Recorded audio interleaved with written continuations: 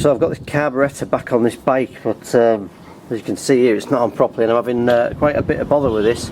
The first thing that happened was the float valve inside hadn't seated properly, so every time I let the petrol into the carburettor, it's flooded the carb. It's damaged some of the paintwork that I've painted up, so that's a bit of a shame, but it's not a big job.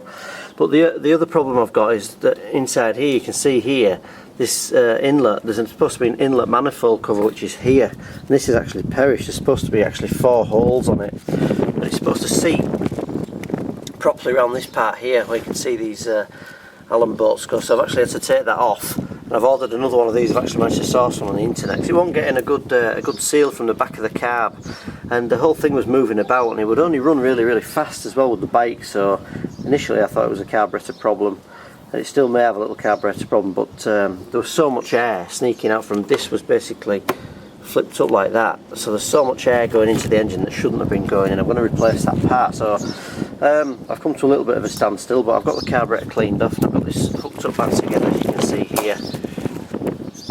So I'm just waiting for a new one of these. It's actually a used part, but it does have 4 fixing bolts, which it should have, so I'm hoping that's going to solve this problem. So I'm just waiting for that to come in the post, and I'll put that on and we'll start this bike up, and we'll just see what difference it does make.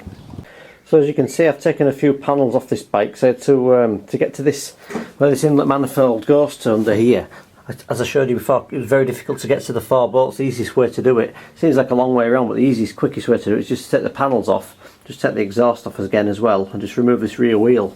That gives me clear access to here. This is where the inlet manifold was supposed to go against, to go into the engine. Now I've got the replacement part here. It's not a new part, but as you can see here, this is the replacement one, and this is the old one, which was completely gone. This was supposed to be attached, and this was basically blowing about and just letting air in from all over the place, really. So it was just revving up and down. It was just getting whatever airflow it wanted, which isn't correct. As you can see here, this one's still complete. It was just it was that far gone. There's no wonder it wasn't running right, and the carburetor wasn't performing properly. It was sucking different amounts of air.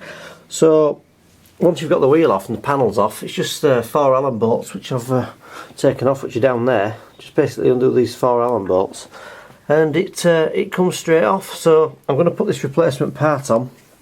As you can see here, make sure it's all in good condition, which it is. I'm going to put it back on. We'll put this carburetor back on.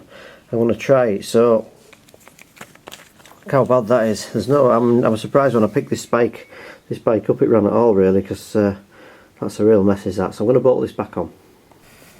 I've just popped this on here. I've just put 2 of these Allen bolts back in the opposite corners. I'm just going to get them all started first, just to make sure I can get them all aligned before I tighten anything up. It's always the easiest way to do anything.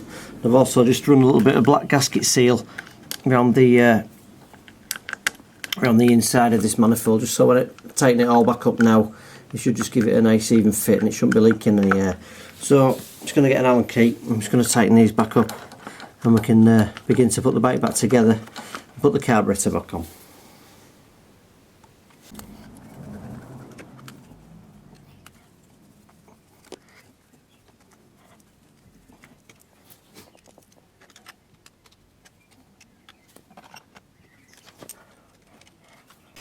There we go, I've just tightened those up, they're nice and tight. Now that sets this inlet from the carburetor in the correct position. Obviously it's a fixed position, that.